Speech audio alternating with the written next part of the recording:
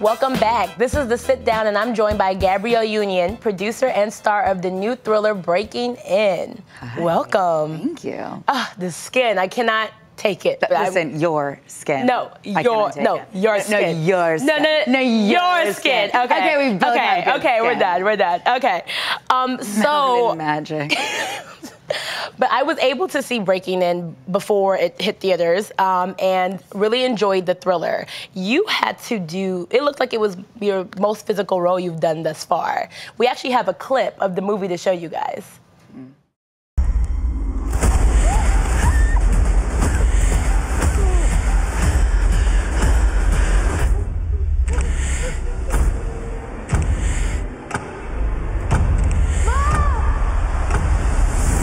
I was stressed. I was stressed at that point in the movie.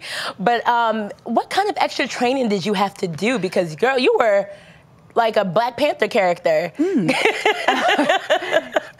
We didn't want my character to feel like she was Navy, you know, a Navy SEAL or special ops or a jiu-jitsu champion. It turns out she's also a kung fu master, and that's why she's whooping everybody's ass. We just wanted her to be a capable, savvy, you know, can fly on her feet kind of woman. So yeah, there was no extra special training, and everything you saw in that trailer was me, because that's a lot of close-ups. But when you see someone toppling down the hill, falling on a truck, not me. Not you. Not me. So you were able to keep the injuries to a minimum. Did you get any? I did not get any. Unfortunately, Billy, who played one of the bad guys, who was also the father in Twilight, that's where I've seen Billy suffered from me needing to re-up my Lasix. It was literally at the moment my Lasix failed that I misjudged the distance between us, and I might have socked him in the face on accident. On accident? On accident. Okay. We'll go with that. No, okay. But so no training, because there was a particular scene, I think it was the first time you broke out into a run, and I was like, damn, Gabrielle's fast. No, I am. I was like, as a longtime Miami Heat fan, I was like, I wonder who's faster between you and Dwayne. At this point, you know, his nickname used to be Flash. Now it's more like a blur. You know, they call him Father Time now. They have to switch up the nickname. It could probably be pretty close in a foot race at this point. Okay. His strides are longer. But no, I'm fast. No, you're fast. No, I'm fast. Yeah. I mean, I'm not sure if you are aware that in 1998, I was the anchor of the 4x1 relays. We didn't win or anything, but I was anchor. I like to think I'm pretty fast, though. But yeah, it shows, it shows. Yeah. In this film, you know, it was really, the premise is about a mother protecting her children. Yeah. Did you pull from your experience as a stepmother for the role? Yeah, I mean, I'm a fierce advocate for the boys. I'm the one that goes up to the school with spreadsheets and Coates' book, Between the World and Me. I've got articles. We're not playing these games. Our sons are going to make sure we have the same opportunities as all these other kids whose tuition's also cleared, those checks also cleared. So I'm not the one to play with in that sense. Just with education, I can't imagine if their physical safety was in jeopardy and it was up to me. I'd like to think I could whoop a number of people's asses, but don't try it. Don't try. You heard it here first. Don't try it. Don't try it. Don't try it. Another thing I loved about this film was about how it was really a woman saving herself and her kids, and not like waiting for some man to come save her, because we all know. Yeah. And I feel like it really, you know, kind of was very good with what's in theme right now as far as like women saving ourselves from issues that we've been suffering from with the Me Too and Time's Up. How do you feel like those movements speak to Black women? Well, I think they should speak loudest to us, but that's not often the case, unfortunately. I mean, the Me Too movement was started by Tarana Burke because our voices are not amplified in the sexual violence movements as they existed, you know, years ago when she first created it over a decade ago. You know, Time's Up is about saying time's up for everybody, but it tends to be the people who get the microphones turned up the loudest or, you know, handed to first, don't always speak to the issues of Black women or women of color. Yeah. So our most vulnerable in society, i.e. marginalized communities, tend to have victims whose pain is very much tolerated, whose pain does not influence legislation, who doesn't have representatives that gets to testify before Congress. Right. And I have been doing this work for 20 years. Tandy Newton has been doing this work for over 20 years. Rosario Dawson. We've all been out there in these streets before there were hashtags, before there was social media. And so hopefully we can continue on our individual platforms and together with Time's Up and Me Too to just continue to amplify the voices of women of color, and for me specifically, Black women. As a Black woman who was raped, who was never questioned. Not when I was raped, I was automatically believed, but that came from being raped in an affluent community. Being raped by someone who wasn't famous. And when I sued Payless Shoe Source and took a settlement, no one accused me of taking a cash grab. And if they can afford, if society can afford some compassion and empathy and sympathy for me and belief in my story, we can afford that same belief in all victims and our most marginalized ones and the ones who tend to not have access to the media. Yeah, and I mean, I think that's so true as far as, so many of the movements aren't intersectional the way they need to be.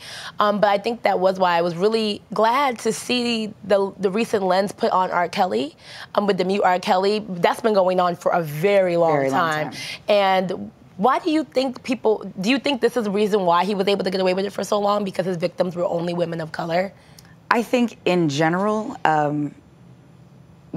the most abused, the most ignored, the most marginalized are Black women. Our pain has long, for centuries, been very much tolerized and not prioritized in any community. Right. And then I also think there's an immense amount of fear of being othered and of being ostracized and not having access to fame, access to artists, access to whatever opportunities people think comes with problematic entertainers.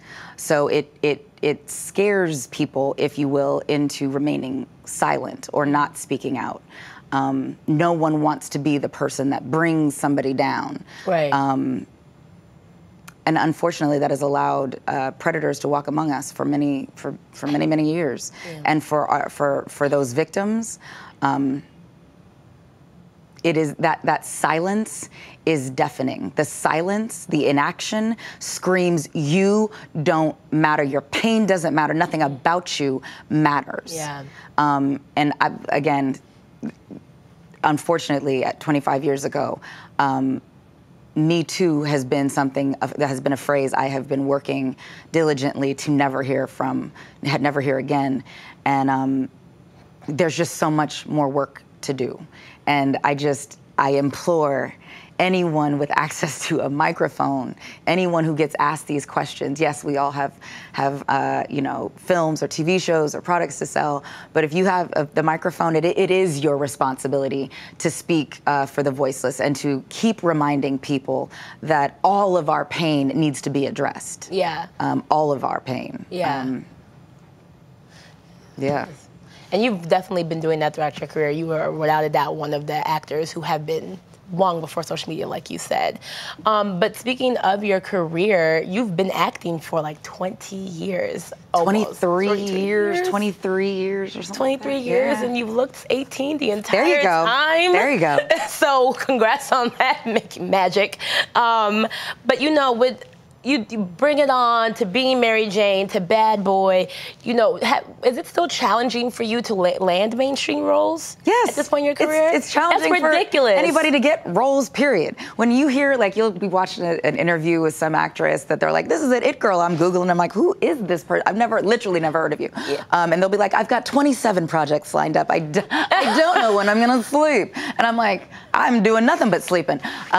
No, it's hard. That's just that is Hollywood for most working actors. Most of us don't know when the next job is coming. Most of us are having to hope somebody else sees our value and our worth and puts us to work. Which is why I moved into the producing side, so I can start providing opportunity for more and more people, because there's so many underused incredibly talented people. There's so many people who were on and then got put out to pasture prematurely, who still had a ton to give in front of and behind the camera. So just trying to give, as many deserving people an opportunity to work and do what they love.